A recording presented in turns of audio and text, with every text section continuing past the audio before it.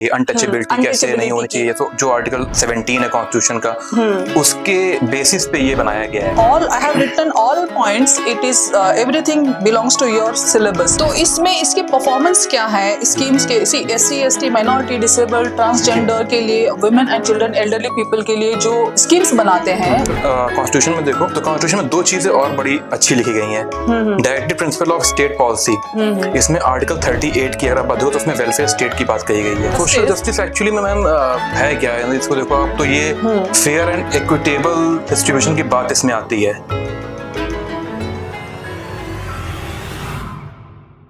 We have already discussed GS paper 2 mains, उसमें हमने 2-3 topics discuss कर लिए। एक था polity, Indian polity and constitution of India, ये पार्ट हमने डिस्कस कर लिया था। And the second part was the governance. Governance को हमने बहुत डिटेल में डिस्कस किया था। लेकिन अब we are going to discuss social justice. तो सोशल जस्टिस के लिए मैंने कुछ इंपॉर्टेंट पॉइंट्स निकाले हैं। When I was reading syllabus I mean forgot few things, तो मैंने क्या किया, थोड़ा सा मतलब मैंने लिख लिया। तो I have certain points so that I will not miss any point in your syllabus. तो here social justice welfare schemes for vulnerable sections. तो vulnerable sections में कौन-कौन आते हैं, which you have to see, it is very important, in which I have written SC, ST, minority and children, elderly people, women and disabled, transgenders. ये vulnerable sections में आते हैं, जो कि society का एक part है, but they have left behind from entire society, so that it is social justice. When it comes to social justice actually में मैम है क्या है, इसको देखो आप तो ये फेयर एंड इक्विटेबल डिस्ट्रीब्यूशन की बात इसमें आती है कि जितने भी आपके फंडामेंटल रिसोर्सेज हैं उनका फेयर एंड इक्विटेबल आप डिस्ट्रीब्यूशन कर पा रहे हैं कि नहीं, आप मतलब स्टेट। तो आप अगर देखो प्रियम्बल में, तो प्रियम्बल में आपको ये मिलेगा देखने को, ये part social, economic and political आपकी बात कही जा रही है। वहां पे 3 टाइप के आपके बताए जा रही हैं कि किस किस बेसिस पे स्टेट प्रोवाइड कराएगी जस्टिस को।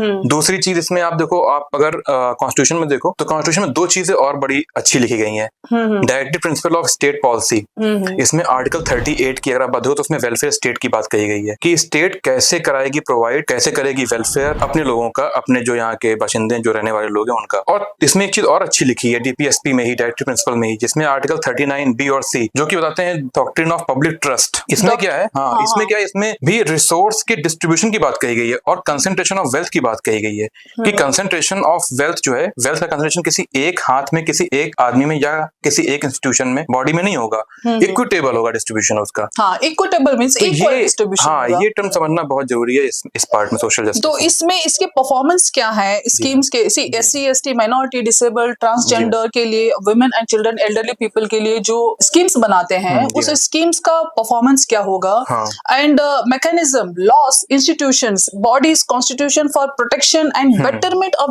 This vulnerable sections. तो ये सारी चीजें आपको डिटेल में पढ़नी होगी। इन सब SC, ST के लिए क्या क्या बनाया गया, माइनॉरिटी के लिए क्या क्या बनाया, and elderly women, elderly people, women, children, transgender, इन सब के लिए बेगर्स हो गए, इन सब के लिए अलग अलग बॉडीज बनाई गई हैं। For they have certain rules regulation, but it is very important, you have to go through least once, at least SC को पूरा डिटेल में पढ़ना है कम से कम, और उसके एक शॉर्ट नोट्स बनाना है। See, it is all, I have written all points, it is everything belongs to your syllabus. तो मैंने इसलिए लिख लिया ताकि मिस ना हो जाए कोई भी point, so that I will, अच्छा इनिशिएटिव है, so that you will understand, क्योंकि जो UPSC ने सिलेबस को इलॉबरेट किया है वो इतना डिटेल में नहीं सोशल जस्टिस और कुछ स्कीम वेलफेयर की बात लिखी हुई इसमें। जो इलॉबरेशन है it is done by so many institutions who give UPSC preparation, और उसमें से मैंने भी कुछ बहुत सारा, yes I have searched Wikipedia and Googled it, you also can do it, तो I have done this। और यहाँ पे SC के लिए एक schedule caste, the protection of civil rights act है, सिविल राइट्स एक्ट 1955 वाला जो एक्ट है, वो एक्ट, ये एक्ट को एक बार पढ़ लीजिए so that you can mention it somewhere in your essay। Untouchability की बात कही गई, अनटचेबिलिटी कैसे नहीं होनी चाहिए, तो जो आर्टिकल 17 है कॉन्स्टिट्यूशन का, उसके बेसिस पे ये बनाया गया है। यस, और the schedule caste and the ST prevention of atrocity, act, SC/ST atrocities act हाँ 1989, तो वो भी यस, इसमें आता है। And national commission for schedule caste, हाँ, ये national it is commission also very important. Article 338 ये आई पूछ थिंक चुका है, national commission for schedule caste ये पूछ चुका है। शेड्यूल कास्ट सब प्लान, हाँ, सब प्लान बनाए जाते हैं, उसमें वेरियस पॉलिसीज होती हैं, प्लानिंग कैसे करनी है आगे यस फ्यूचर में। यस। तो इसमें एक और सेक्शन आ जाता है डिसेबल। अभी we Disabled have section। Discuss, SC में इंपॉर्टेंट हमने दिव्यांग जन जिसे कह रहे हैं। डिसेबल में आता है the rehabilitation council of India act. हाँ, रिहेबिलिटेशन कराना ये है इनका। Rehabilitation of council of India act में सी डिसेबल कौन कौन आते हैं, रिहैबिलिटेशन किस किस को जरूरत पड़ती है। मोस्ट ऑफ द टाइम क्या होता है, कुछ ऐसे डिसेबल लोग होते हैं जिनको फैमिली एक्सेप्ट नहीं करती हाँ। या सोसाइटी एक्सेप्ट नहीं करती, जी। इसलिए गवर्नमेंट उनको रिहैबिलिटेट करती है। For example most of the cases इसमें आते हैं अंधे लोगों के, मतलब हाँ, blind की। ब्लाइंड हाँ, पर्सन तो जो होते हैं, इट हैपेंस लाइक दैट। कुछ और भी फिजिकली हैंडीकैप्ड हो गए, हाँ मेंटली रिटायर्ड भी Mentally होते retarded हो हैं, गए। तो उनको भी रिहैबिलिटेट हाँ, करने के लिए जी। Government has taken so many initiatives. In those initiatives let's see what is there. The persons with disabilities equal opportunities protection Equal of opportunity। Rights full participation act, बहुत इंपॉर्टेंट बात यहाँ कही है। Participation in the society, participation and equal opportunity दोनों की बात कही है कि Yes। जो ऐसे पर्सन है उनको इक्वल अपॉर्चुनिटी भी मिले और उनका पार्टिसिपेशन भी किया जाए, इंश्योर किया जाए सोसाइटी में। हाँ इन द सोसाइटी। काफी इंपॉर्टेंट ये इसको एक बार डिटेल में पढ़ना, इट इज वेरी हाँ, इंपॉर्टेंट, बच्चों क्योंकि को हाँ ये सोच करके पढ़ना चाहिए इस तरीके से। ये जो है डिसेबल्ड का, मुझे क्या लगता है most of the time it can be asked in essay what all initiatives government has taken, बिल्कुल। Right, in 500 words it can be the question. The mental retardation and multiple disabilities act, तो mental I have told right now, national trust for welfare of persons with autism, ये trust बनाया गया, national trust, fund पास होगा, उसके through फिर उनका किया जाएगा, पॉलिसीज बनाई जाएंगी, वेरियस वेलफेयर किया जाएगा। और mental retardation and multiple disabilities, कई जगह ऐसा होता है कि एक्सीडेंट्स हो गए या मल्टीपल डिसेबिलिटीज हो जाते हैं, सो मेनी हादसे होते हैं बहुत बड़े बड़े, तो रेलवे में हो जाते हैं, रेलवे एक्सीडेंट हो जाते हैं, आए दिन होते रहते हैं। हाँ, घरों का कभी कभार घर जल जाते हैं, डिजास्टर में हो जाते हैं, कभी कभी अर्थक्वेक्स में हो जाते हैं। तो उस तरह के, मतलब उस तरह के इश्यूज में, सरकमटेंसेस में बहुत सारे डिसेबिलिटीज हो जाते हैं, तो government has taken many initiatives. इसलिए कहा गया रिहैबिलिटेशन, रिहैब करना, Yes। घर उनको करना, प्रोवाइड कराना। Rights of the person with disabilities act, हाँ ये एक्ट काफी इंपॉर्टेंट है। यस, ये बहुत इंपॉर्टेंट है, you have to see at least एक बार देखने के लिए। एक्चुअली सारे भी वल्नरेबल सेक्शन में कुछ एक्ट्स तो पढ़ने ही पढ़ने होते हैं। जैसे मैंने पहले बताया एससीज में SC/ST एट्रोसिटीज एक्ट, तो ऐसे यहाँ पे भी राइट्स ऑफ, तो इसमें SC है, ST है और डिसेबल्ड है, तो now here comes to ST, national, हाँ, नेशनल कमीशन फॉर ST। हाँ, ये कमीशन जो आर्टिकल 338A है उसके थ्रू बनाई जाती है, उसमें एंड ट्राइबल सब plan, ST means scheduled tribe, तो ट्राइबल सब प्लान, जैसे सब प्लान हमने देखा था शेड्यूल कास्ट में, वैसे भी यहाँ पे भी सब प्लान बनाया जाता है। सब प्लान है। एंड TRIFED, हाँ, इसे ट्राइफेड कहते हैं।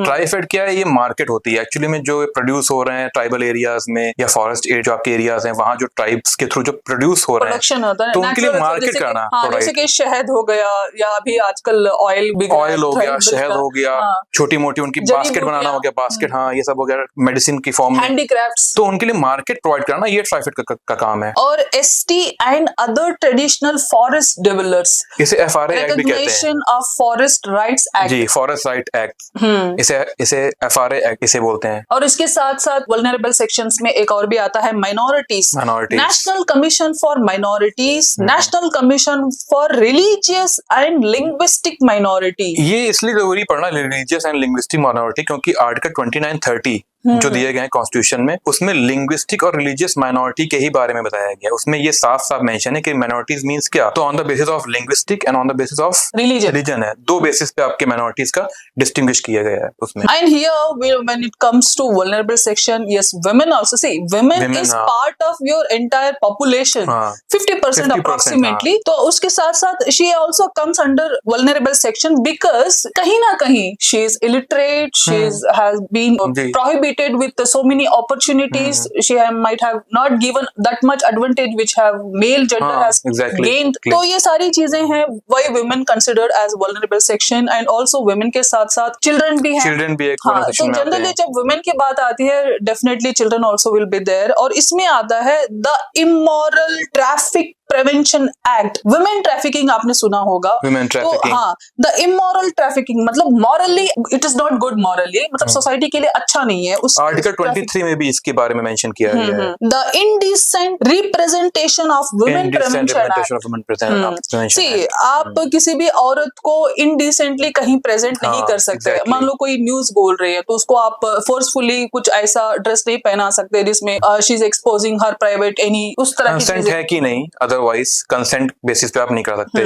बिना कंसेंट तो के। See it says indecent representation हाँ। ऑफ वुमेन, इनडिसेंट मतलब डिसेंट प्रेजेंटेशन कर सकते हो। ऑब्सीन ना हो कंटेंट आपका, हाँ। ऑब्सीनिटी ना हो हाँ। चाहिए उसमें। And the dowry prohibition act, dowry prohibition act, dowry बहुत लेते रहते हैं लोग शादी बारात में, तो इसलिए उसके लिए भी बनाया See, गया है। Dowry Prohibition Act, many people proclaim that the Dowry Prohibition Act has been taken like misadvantages and you can say mismanaged society, but still it is very much necessity because women is somewhere she is weaker economically, financially and in society somewhere it is she is weaker physically. You can say I'm not generalizing it. There might be exception cases. The Commission of Sati Prevention Act. See, Sati Prevention Sati Act. has been prohibited long back during 1829 में हाँ, राजा राम मोहन राय के तो through। before independence it happened हाँ। during Raja Ram Mohan Roy, but still it is there today हाँ। क्योंकि आज भी लड़कियों को पैदा होने से पहले ही आज भी उनको मार दिया जाता है। अब कई जगह ऐसे भी रस्मों रिवाज उस पे हैं। भी एक एक्ट बनाया गया है, PCPN हाँ, 80 एक्ट। तो बनाया इवन गया टुडे उसमें, इवन PCPN टुडे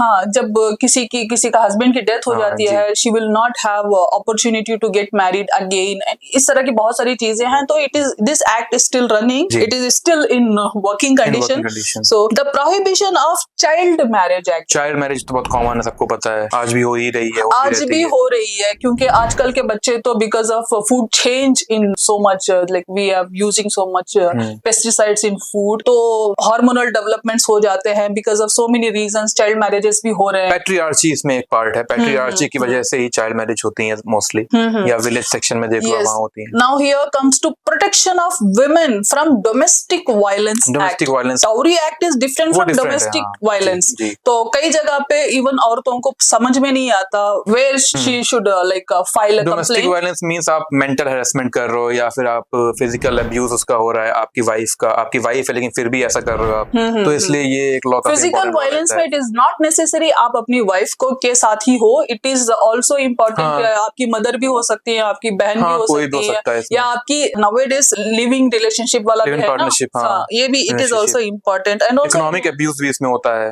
तो इसमें कई सारे अब्यूज का फॉर्म बताते हैं इसमें। Yes, and here comes to Juvenile Justice Care JJ and Act. Protection Juvenile Justice Act, of JJ Children Act. तो juvenile justice, juvenile what? Who never attended adult, मतलब 18 बिलो पर्सन, हाँ below 18 जो होता है वो जुवेनल होता है, उनके लिए ये एक्ट बनाया गया है। JJ ये Act कहते हैं। हाँ, ये इसको काफी important डिटेल पढ़ना में है। पढ़ना, एक बार पढ़ना। आजकल तो बहुत सारे टीवी सीरियल्स में वगैरह इसके बहुत सारे ये बच्चों आ को चुके करना हैं। क्या चाहिए मैम, इसमें सारे एक्ट तो क्या पढ़ेंगे, वो मोस्टली आप सारे एक्ट पढ़ नहीं सकते हो, आप बेसिक उसमें आइडिया ले लो कि ये एक्ट का प्रोविजन मतलब क्या क्या है, क्यों लाया गया है एक्ट, ये किस वजह से लाया गया, पर्पस क्या है, ऑब्जेक्टिव, हाँ, CARA चाइल्ड अडॉप्शन वाला है, चाइल्ड अडॉप्शन रिसोर्सेज एजेंसी। हाँ, तो it is also very important जी, जी। कि आप इसको भी मतलब एक बार देख लो तो बहुत अच्छा है। Now the next topic is the protection of children from sexual offences. POCSO act. Yes, POCSO act तो बहुत इंपॉर्टेंट एक्ट है। POCSO act it is very important, so in so many southern movies you see it is POCSO. Actually POCSO act की वजह क्या लाने की, वो child abuse हो रहा है, चाइल्ड का सेक्सुअल एक्सप्लॉयटेशन हो रहा है, पॉर्न इंडस्ट्री में हो रहा है उनका यूज, तो उससे बचाने के लिए ये इसका एक्ट को लाया गया। Time it happens with domestic helps. हाँ, डोमेस्टिक हेल्प के थ्रू इसमें कराया जाता है। डोमेस्टिक हेल्प के बच्चों को ले जाते हैं, घरों में रखते हैं, specially even it happens with लड़कों के साथ भी होता है। इसमें ऐसा ही है, इसमें कोई आपका जेंडर बायसनेस नहीं है, इसमें दोनों के लिए ही बनाया गया एक्ट सिमिलर बेसिस पे। Yes it is. इसमें मुझे आ रहा है याद एक्ट, एक होता है posh act, prevention of sexual harassment act, वो भी काफी इंपॉर्टेंट वुमेन के लिए बनाया गया है। Sexual harassment of women at work place, prevention, prohibition and redressal, इसे ही कहते हैं पॉश एक्ट।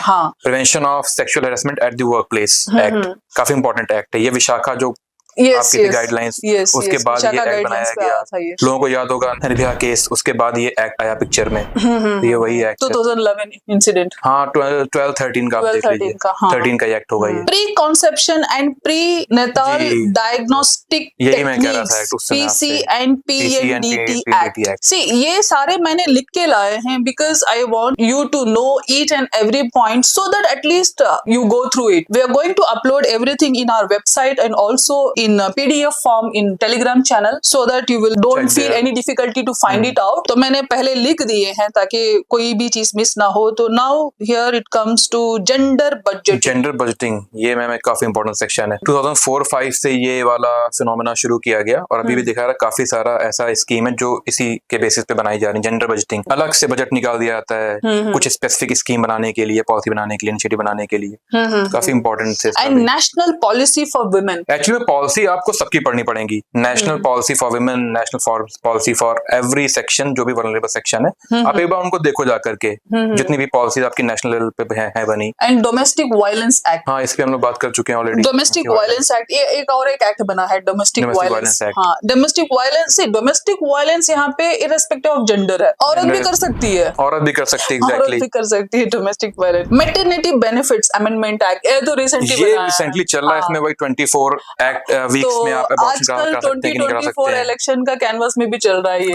मोदी जी आजकल घूम रहे हैं 24 वीक्स 26 वीक्स, इसमें बेसिकली अबॉर्शन की बात कही गई है। 6 महीने मैटरनिटी लीव दी जाती है। Elderly maintenance and welfare of parents and senior citizens act, citizen के लिए एक्ट बनाया गया है, एल्डरलीज के लिए एक्ट बनाया गया है। एक्चुअली मैम सोशल जस्टिस जो टॉपिक है ये आपको कॉन्स्टिट्यूशन के बेसिस पे पढ़ना पड़ता है। पहली चीज तो आप कॉन्स्टिट्यूशन में कुछ ऐसे आर्टिकल्स हैं जिनको अगर देखो तो आप सोशल जस्टिस की बात होती है। मैंने आपको बताया स्टार्टिंग में DPSP है, ऐसे फंडामेंटल राइट्स में भी कुछ आर्टिकल दिए गए हैं। Article 14, article 15, article 16, article 21, article 23, article 24, तो ये सारे कुछ आर्टिकल 17, ये सारे आर्टिकल बात करते हैं आपके।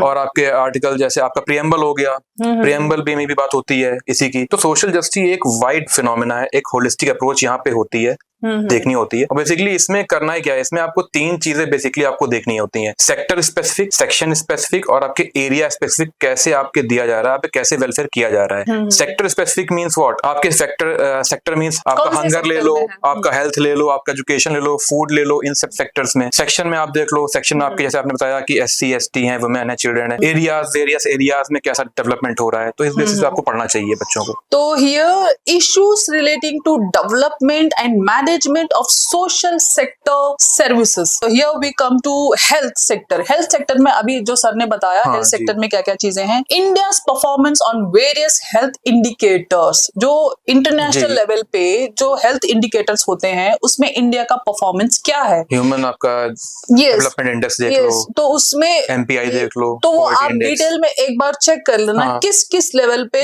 इंटरनेशनल लेवल पे के हेल्थ सेक्टर पे इंडिया कहाँ पे, इंटरनेशनल लेवल पे भी, और बाकी इंडिया भी अपनी स्कीम निकालता रहता है टाइम में time. And weakness of Indian health care system, Indian health care system के वीकनेसेस क्या है। एक तो ये फूड सिक्योरिटी, आपका हंगर, ये तो इम्पोर्टेंट है। हेल्थ इंफ्रास्ट्रक्चर इन इंडिया, हाँ ये अभी आजकल चेंज भी हो रहा है। हेल्थ इंश्योरेंस की बात करी जा रही है, आयुष्मान भारत जैसे हो गया, उसको तो इसमें यूनिवर्सल हेल्थ कवरेज भी आ जाता है। हेल्थ कवरेज, तो ये स्कीम है एक गवर्नमेंट ऑफ इंडिया की। नेशनल हेल्थ मिशन एक है, हेल्थ इंश्योरेंस है, नेशनल फैमिली हेल्थ सर्वे भी है, रीजनल लेवल में होता है, नेशनल हेल्थ पॉलिसी है, नेशनल हेल्थ मिशन है, मैटरनल एंड एडोलसेंट हेल्थ है, चाइल्ड हेल्थ है, एंटी माइक्रोबियल रेसिस्टेंस आपका हो गया, anti microbial resistance, disease burden in India, measures to ensure good health outcomes, government initiatives, ये सारी चीजें हैं। गवर्नमेंट इनिशिएटिव्स आपको देखने होते हैं, वो सारी आपको एक्चुअली में गवर्नमेंट इनिशिएटिव काफी ज्यादा इंपॉर्टेंस रखते हैं हर एक उसमें फील्ड में। आपके बिना उनके कोई इशू मतलब ही नहीं पड़ने का आपको। और एजुकेशन सेक्टर में सोशल जस्टिस में क्या क्या परफॉर्मेंस कर रहा है government of India, what all schemes are taking in education, in social justice. Here it come education, status of literacy in India.